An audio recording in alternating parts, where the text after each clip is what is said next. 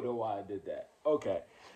Anyways, what's happening with y'all? This is Good Brother Biz by Josh coming at y'all live and direct. Hope y'all blessed. Hope y'all good. Welcome to another episode of the Neighborhood Socialpreneur. A couple of things are going to be a little different right now. As y'all could see, first and foremost, don't forget to like, comment, and subscribe. Make sure y'all do that for your boy. But anyways, a couple of things are going to be different here. As y'all can see, one, I am not in my car. Yes, I do in fact have a place. I just like to record in my car and do the car notes, but this will not technically be car notes. But I just had to get this video off because it's dark outside. Two, yes, y'all read the title right. These are reasons why I, in fact, left my six-figure corporate job. There's a few videos like this that are already out here on YouTube, but I figured this would be a good time for me to actually do mines. I actually just left this position a few weeks ago, so this is still fairly fresh. Since then, I've been transitioning and pivoting into some other roles and things of that nature. But yeah, I wanted to actually outline some of the reasons why I ended up leaving my position, especially because it's an industry that a lot of folks are looking to go into. And I feel like this is stuff that a lot of people don't talk about, right? And as y'all will hear, numbers 4 and 5 are essentially what almost killed me over the last couple of years. Not just in this position, but in a few other ones as well. And this is something to really be mindful of going into this industry. Not to talk down on it, it's absolutely amazing. But this is something that you have to really be mindful of. So, without belaboring the point, without further ado, we're going to get into this. So, as y'all see in parentheses in this title, at least if it uploads right, I worked as a tech sales AE. Okay.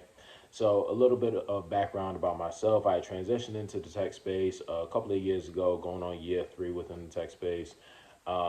Worked originally as a BDR and an MDR, then scaled up, became an account exec at one company.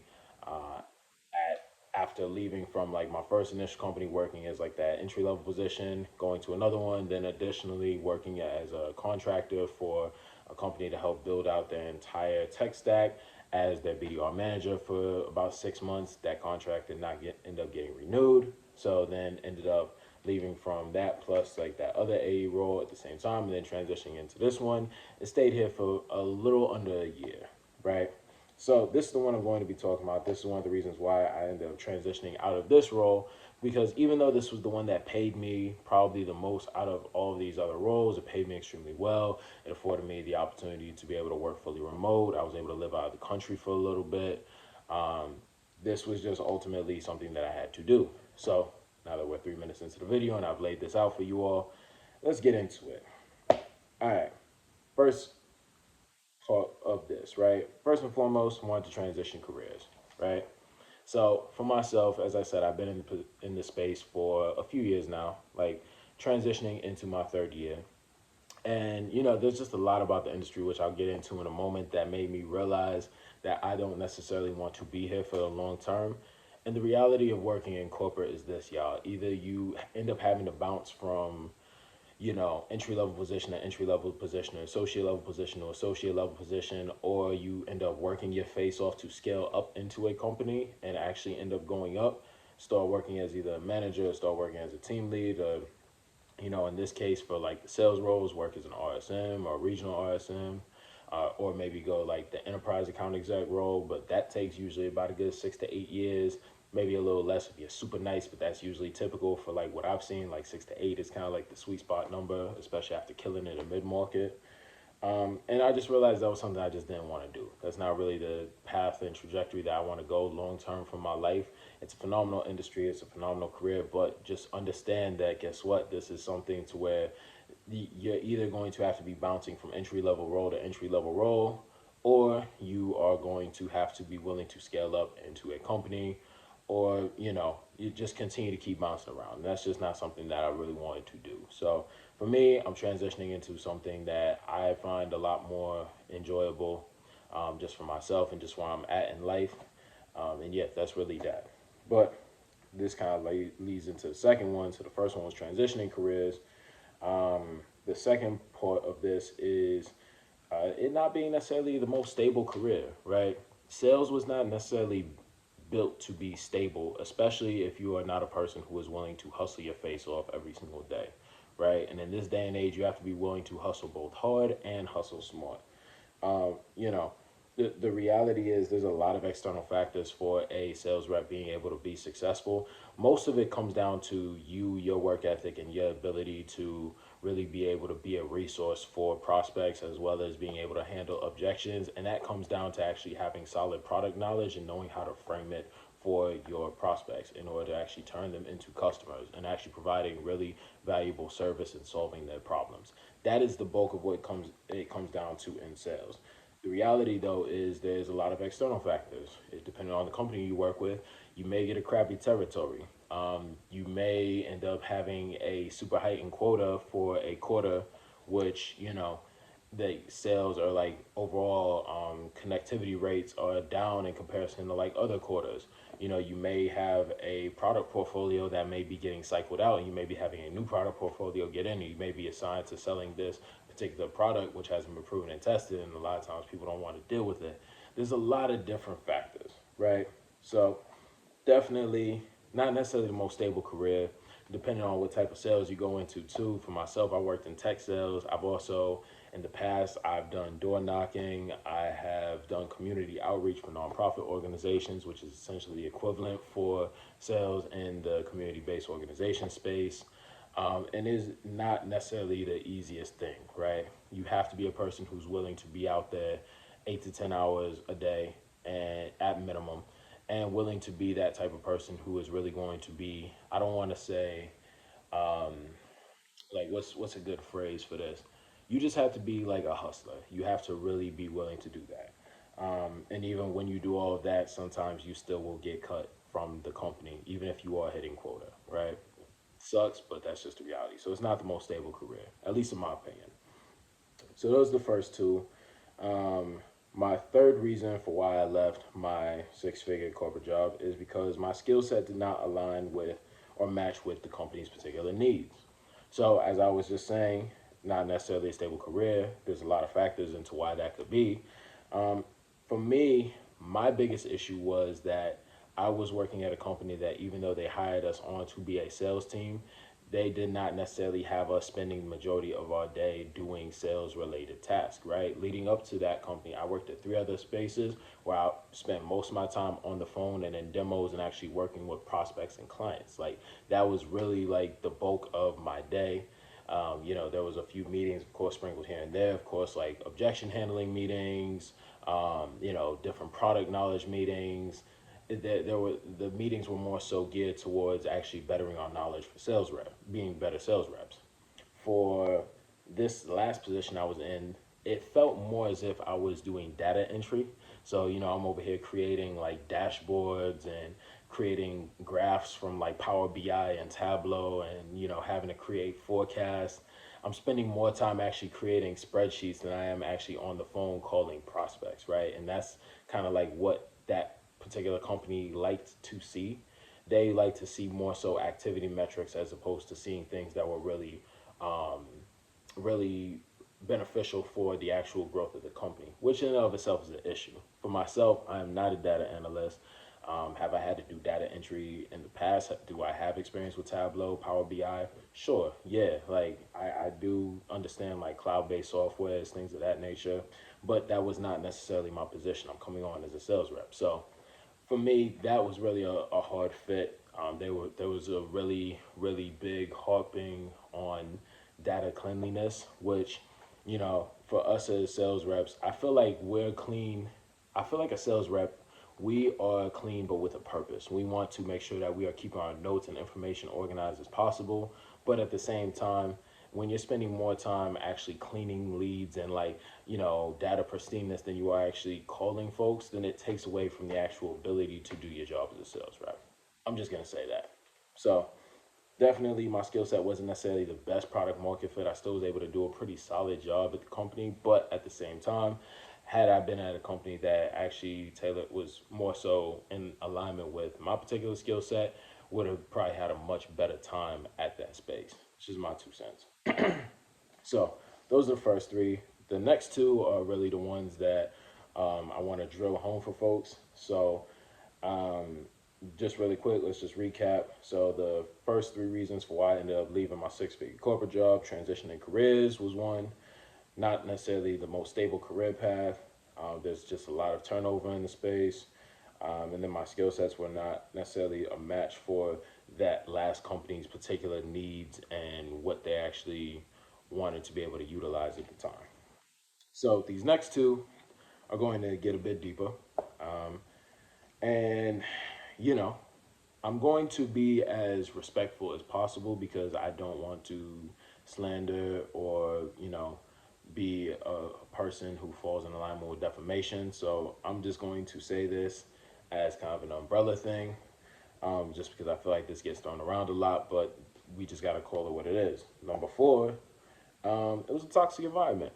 So for me, working at this particular company, there was a lot of internal meetings where I've gotten, well, not just myself, but like also my teammates. We have been reprimanded for things. We have kind of been, I've been called out my name on several occasions. There were situations where I've had people legitimately lying on my name and my person, and that's something that I just do not appreciate. Um, and all in all, it just gotten to a point where when you get to a point where it feels as if leadership and management is on this side of the fence and associates and employees and everybody else on this side of the fence, and you're spending more time fighting than you are actually building and selling an amazing product to bring to the marketplace, then that's when you know that you have a really big issue. That is when you know that the company either A, has lost alignment with their mission, or B, they don't really care about their mission, right? And I felt like it was both A and B for this particular space. And ultimately, it just made it extremely difficult to do my job.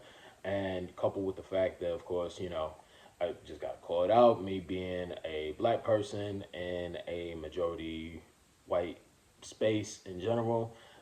There's a lot that, I just deal with in terms of whether it be microaggressions, whether it be, really, there's a lot, right? And I don't necessarily like to lean on that because people kind of, you know, I've never let that stop me from being able to hit quota. I've met phenomenal people within the space. I have like lifelong friends I still keep in contact with to this day from my very first position here in tech sales. So it's not to call anybody out and to make it sound like there was any type of blatant discrimination, but there's a lot that you have to keep in mind. And there's, just kind of added to the overall toxic environment that was within the space, right? Um, and yeah, that it was unfortunate because I won't say that anybody I was working with was a bad person, but there were a lot of folks were just divided on a lot of issues, and there was just a lot of internal gossip and talking and things of that nature. And for me, I'm just the type of person I like to stand on business. We're here to do a job. We're here to get money. We're here to cultivate and create great relationships, and we're here to actually be a team that works together to accomplish the goals and task at hand. Anything outside of that is not really my forte. I don't really like it. But then the moment we start to get into the chatty Patrick territory, then it's like, okay, now this is really becoming a problem. And there was a lot that was happening internally that really had just forced my hand to make me just be like, you know what, I'm leaving effective immediately, and I can't even give you all my 2 weeks. I just have to go before, you know, I do something that is going to get me terminated. I'm going to leave on my terms. So yeah, there was that toxic environment. Um, and then fifth reason, this is pretty much the one that ended up almost killing me, right? Stress levels just completely impacted my health. So when I started in tech sales, at the time I started off around 265 pounds. I ballooned all the way up to about 290. I had a really bad drinking problem. Literally collapsed on a couple of occasions while I was still living out in Colombia. It was really bad. My mental health was terrible. I was not getting enough sleep. I was not getting enough rest. Like I said, I was drinking all the daggone time. It was really bad. I'm going to do a video on the weight loss journey that it took to get from that to being able to get down to 210 pounds where I'm at now, and running a marathon that I did a few weeks ago, which was really crazy. So yeah, stress levels just really impacted my health, especially with this last position. I feel like I did a good job up until like the last few months of trying to minimize my stress as much as possible. However, at the same time, it was still pretty difficult, mainly because, you're just dealing with folks who ultimately are just, again, you're dealing with a little bit of everything in corporate, right? You're dealing with microaggressions if you're a black person or a person of color. You're dealing with certain microaggressions if, depending on your gender, depending on your social economic class, depending on your accent, depending on whatever, right? Like there's so many different factors, and like when a company is working actively against a particular team to try to keep them from being able to accomplish the goal that that company has set for that team, then it starts to become not just a headache metaphorically, but just also emotionally as well, right? And it just starts to become a really crazy strain. So, corporate, like depending on the place that you end up working, a lot of times, like some of these places may expect you to put in after hours work and not get compensated for it. And they may want you to do additional projects only to have you get fired and keep the work that you had done, just to be able to like supplement what they're going to be doing for the remainder of the quarter. It's a really, really shady, there's a lot of really, really shady companies, y'all. Okay, I'm just going to say it plainly like that. There is a lot of phenomenal companies. I've worked for phenomenal companies. I've worked for phenomenal organizations, but there's a lot of shady ones too. So make sure y'all do y'all research and make sure you are very careful. So those are really the 5 reasons why I ended up leaving my 6-figure corporate job as a tech sales account executive. Um, Mind you, still love it. It's a phenomenal career path. Would I plan on, could I see myself potentially going back to the space maybe in the future? Yeah, depending on the particular role, I think now having worked at a few different companies and have had my fair share of success and failures at some of these particular companies, it would have to be the right situation. It would have to be something to where I feel like I can bring genuine value to the company, and it would have to be a bit deeper than just monetary compensation. It would have to be something where I feel like I could be there for a bit of time and actually build something out and build with a really good team. So yeah, that's it really for me.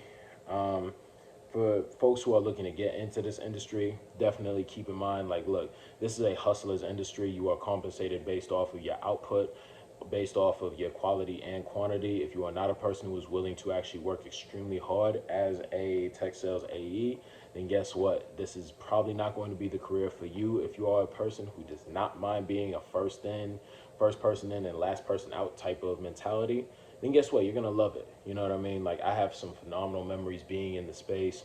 Um, but I think for myself, especially coming out of a position like this where it kind of killed a lot of like love for like the position or for the tech sales role in industry. I got to go back and like find my love again, right? So that's just me.